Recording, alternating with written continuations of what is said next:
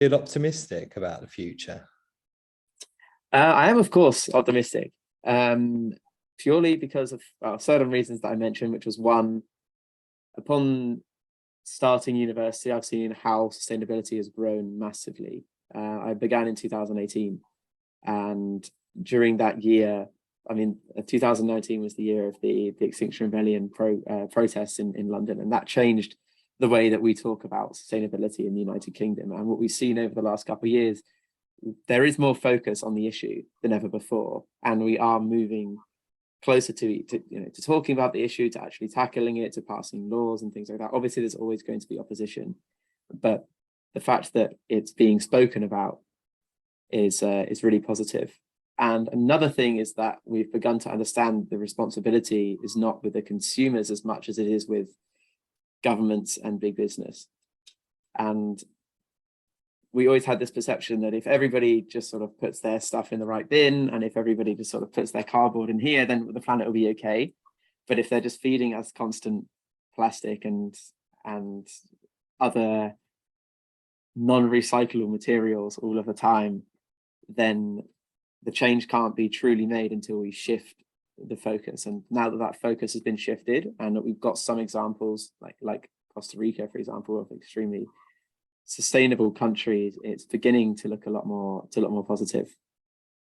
So in that regards, I would say I'm optimistic. But how do you feel, Richard, about the future? Yeah, I mean, you have to be optimistic, right? Especially if you work in sustainability or you're passionate about it, because if you didn't, my goodness me, you'd be living in a very depressed state, wouldn't you? But I am optimistic for a lot of reasons, really. But I'm not naive to the challenge ahead.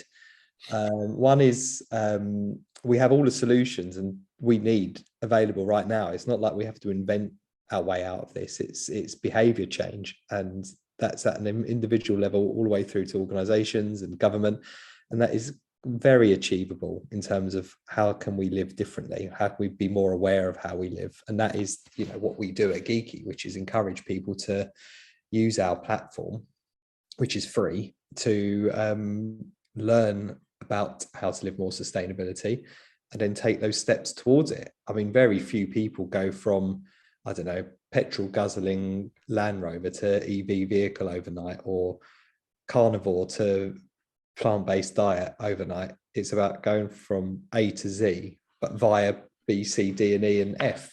Trying to eat maybe meat once a day rather than with every meal, or throwing a plant-based diet party for your friends and having those conversation points, just becoming more aware of it. So I'm optimistic in that regards. And secondly is, which is why it's such a wonderful opportunity to speak with you and to be on this talk, is that the change makers are coming through now, which is really exciting. People my age, I'm in my late 30s, and my peers in their early 40s, we're learning on the job, and probably not quickly enough.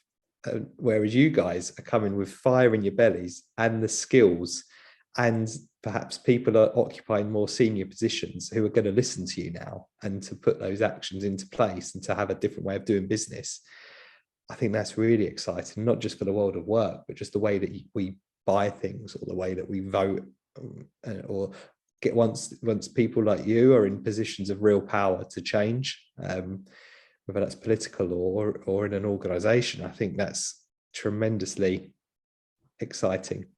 And it's the challenge ahead is massive, and we're not getting there quick enough. And every day that passes, that window narrows, and it's heartbreaking once you start to realize what that actually means in terms of what we're going to lose, and what my kids are going to lose. And they are. It's not a reversible thing for a lot of these things that they're going to lose, which is really heartbreaking. But it's in our hands still, to a certain extent. And I believe in people being good at their core, humanity being able to do this despite what's happened previously. And I think it starts with education. If people know what know, and it helps change their belief system, and they amplify that by bringing their peers, their colleagues, their friends, their family along with them. Step by step, we'll get there.